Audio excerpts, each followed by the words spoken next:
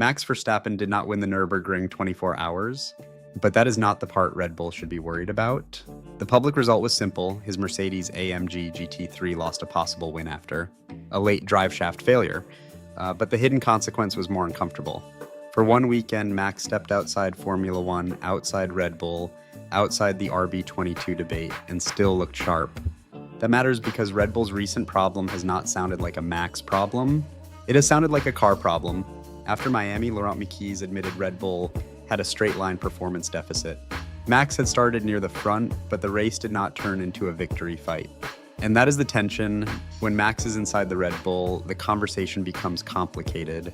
Balance, drag, straight-line speed, confidence, setup window, race pace. But at Nürburgring, the picture was cleaner. Different car, different discipline, different pressure, same Max. And that is why the story is not really about Nürburgring. It is about what Nürburgring made harder to ignore. Max is not the obvious problem, Red Bull knows it. The number 3 Mercedes AMG GT3 was not a publicity run. It was a serious entry with Daniel Juncadella, Jules Gounon, and Lucas Auer alongside Max. The car was competitive enough to fight for the win before the technical failure removed the result. That detail matters, because if Max had struggled, Red Bull could ignore the whole weekend. Fans could call it a side project, pundits could call it a fun experiment, the paddock could move on, but that is not what happened.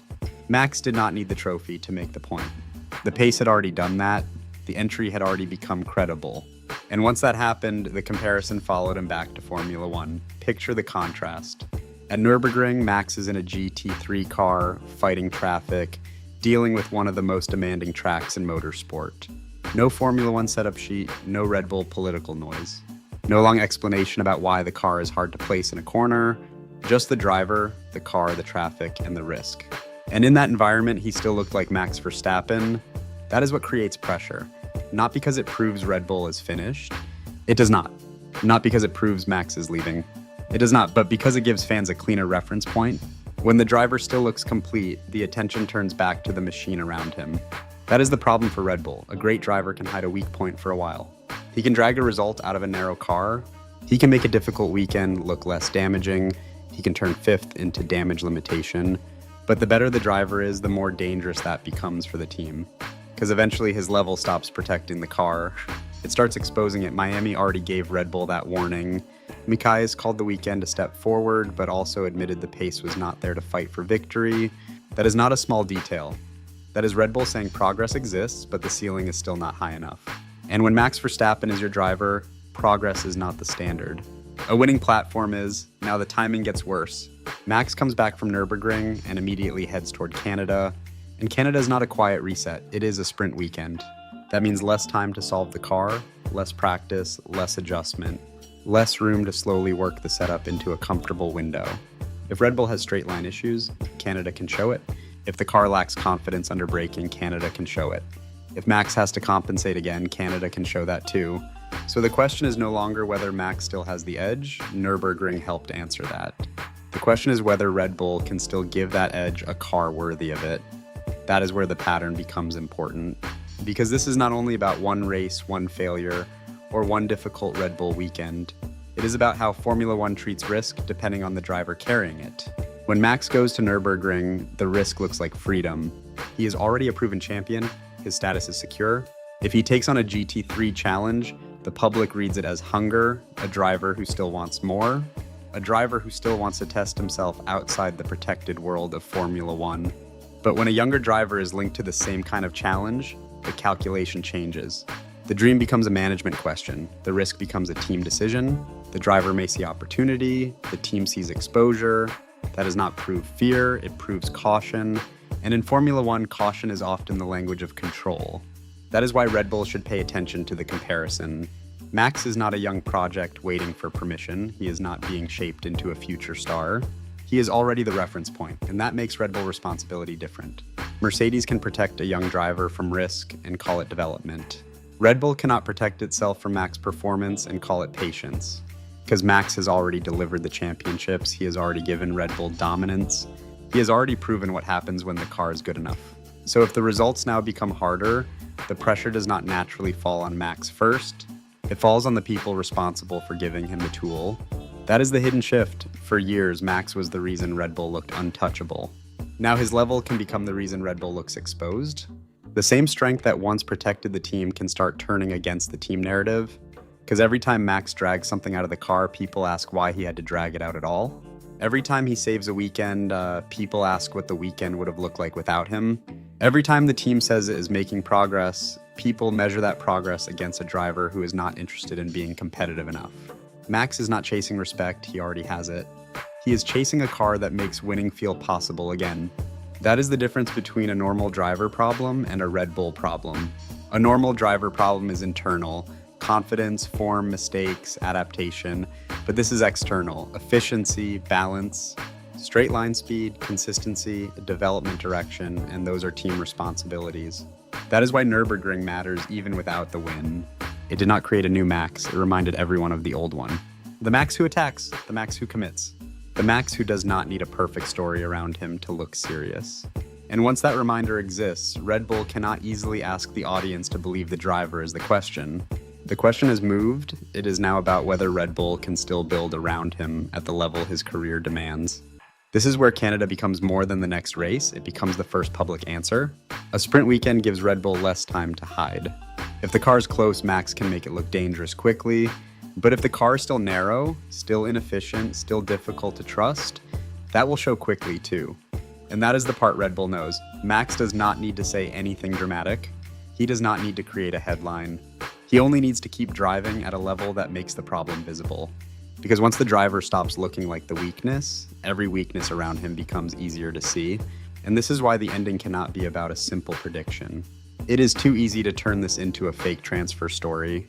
Max is leaving, Red Bull is finished, the relationship is breaking. That is not what the evidence proves. The stronger point is more controlled. Max does not need to leave for Red Bull to feel pressure.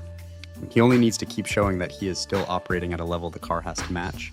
That is what Nürburgring did. It did not prove Red Bull is in crisis. It did not prove Max is unhappy enough to walk away. It proved something more useful. The driver still looks sharp when the environment gives him a clear task.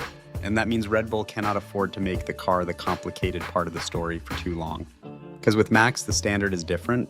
A normal team can sell progress. Red Bull has to sell belief. A normal team can say the update direction is improving. Red Bull has to show that the improvement is enough for a driver who expects to fight for wins.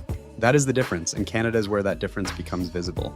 If Red Bull arrives with a car that gives Max confidence early, the tone changes. The Nürburgring story becomes background, the Miami frustration becomes part of the recovery.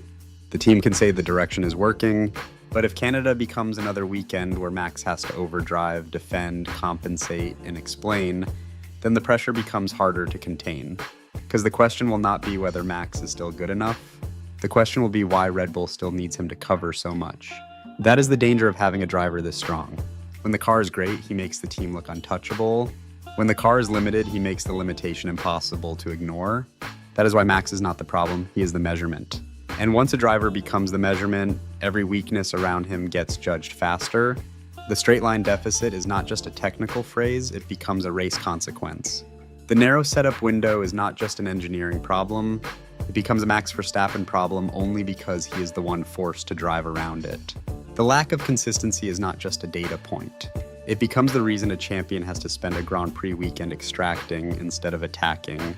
That is where Red Bull has to be careful. Because a team can survive a slow weekend, it can survive a bad setup, it can survive one race where the package does not land, but it is harder to survive a pattern where the driver keeps looking bigger than the car. And that is the line this story is moving toward.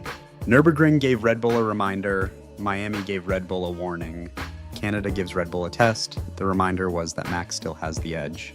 The warning was that the RB22 still had limits. The test is whether Red Bull can close that gap before the conversation turns from performance to belief. Because belief is the one thing a team cannot upgrade overnight. A new wing can change balance, a revised floor can change load, a better setup can change confidence. But belief is built when the driver feels the team is moving fast enough in the right direction. And with Max, that belief has always been connected to one thing. Does the car give him a real chance to win? Not to survive, not to minimize damage, not to finish respectably. To win. That is why the story matters now. Max did not come back from Nürburgring needing validation. He came back with a comparison Red Bull cannot easily control. In one image, he is inside a Mercedes AMG GT3, fighting through traffic at one of the most dangerous circuits in motorsport, still looking like a driver with complete commitment. In the other image, he returns to Formula One, where Red Bull is still trying to prove the car can give him the same certainty. That contrast is the whole story. The public version is that Max did a race and Red Bull moves on to Canada. The political version is that Max gave everyone a reminder of what the driver still is, right before Red Bull had to answer what the team still is, and that is why the ending stays unresolved. Because if Red Bull answers in Canada, this becomes a pressure moment they survived.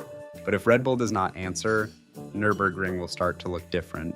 Not like a side story, not like a hobby, not like a fun weekend outside Formula One. It will look like the weekend that made the Red Bull question much harder to avoid. Max Verstappen did not win the Nürburgring 24 hours, but he did not need to. The trophy was never the real problem for Red Bull. The real problem was the image he left behind. Max still hungry, Max still sharp, Max still dangerous. And if that is true, then Red Bull knows exactly where the pressure belongs. Not on the driver, on the car, on the development, on the people responsible for making sure a champion still has something worth fighting with. Because Max Verstappen is not the problem. He is the proof that Red Bull has to find the solution.